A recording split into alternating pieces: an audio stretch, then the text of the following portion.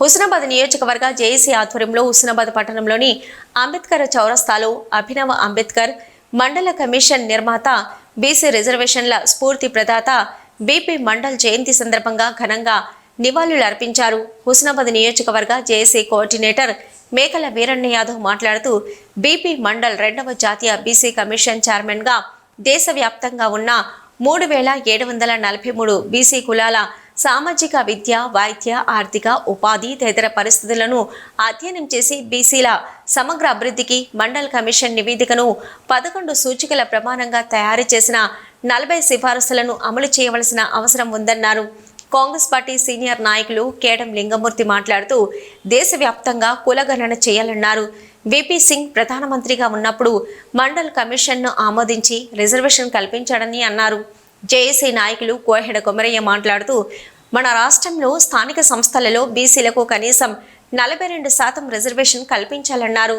BSP Husnabad మండలం అధ్యక్షులు పచ్చిమట్ల రవీందర్ గౌడ్ మాట్లాడుతూ చట్టసభలలో బీసీలకు రిజర్వేషన్ కల్పించాలని, బీసీలు చైతన్యం పొంది తమ హక్కుల కోసం పోరాడాలన్నారు.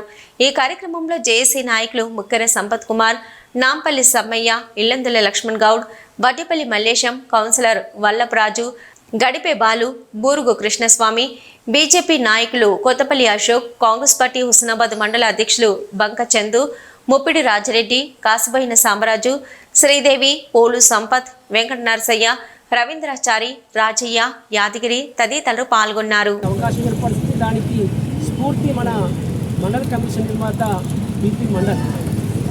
నిజంగా మనకు కేవలం కేంద్ర ప్రభుత్వం లోపల ఉద్యోగాలు 27% రిజర్వేషన్లకు ఓబీసీలకు 93 నుంచి అమలు చేస్తుంది. ఇక స్వాతంత్రం వచ్చి 46 సంవత్సరాల తర్వాత బీసీని గుర్తించి కేంద్ర ప్రభుత్వం లోపల 7% రిజర్వేషన్ ఇచ్చింది.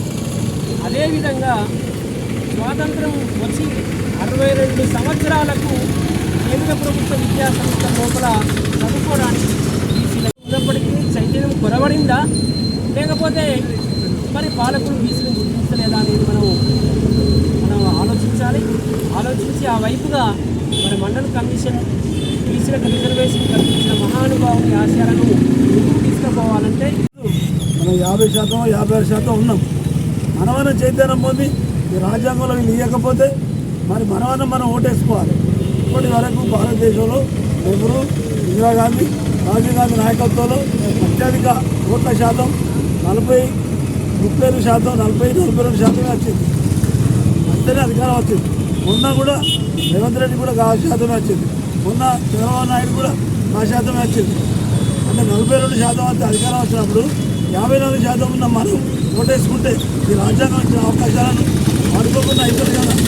ఆలోచించారు మీరు ఆ లెవెల్లో చైతన్యం లేరని మేమంతా మన వాళ్ళంతా రోడ్డెక్కి రాజ్యాంగం ప్రకారం కావాలంట. అయితే రాజ్యాంగం ప్రకారం కాకపోతే మీరు నోట్ లేదు, లేకపోతే రాజ్యాంగం ప్రకారం అన్న చేసుకోవాలి. ఈ దేశంలో ఈబీసీ రిజర్వేషన్ అని ఒక 5-6 సంవత్సరాల కింద వచ్చింది. అది వాస్తవంగా 4% ఇవ్వాలి. 10% ఇచ్చారు. 10% ఇస్తే ఇలా ఎస్సీలకు, ఎస్టీలకు, పెద్దలకు అందరికీ మా బీసీ సంఘాల పక్షాన నమస్కారం తెలియజేసుకుంటున్నాం.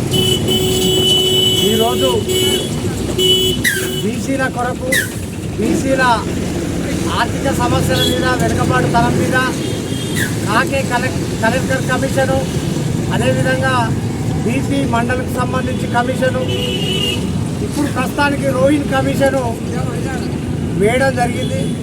కానీ బీపీ మండల్ సూచన మేరకు చట్టసభలలో, పార్లమెంట్లో, అసెంబ్లీలో బీసీలకు ఇప్పటికీ రిజర్వేషన్ లేకపోవడం, బీసీల మీద ఎంత చిన్న చూపు ఉందో ఈ ప్రభుత్వాలకు అర్థమవుతుంది.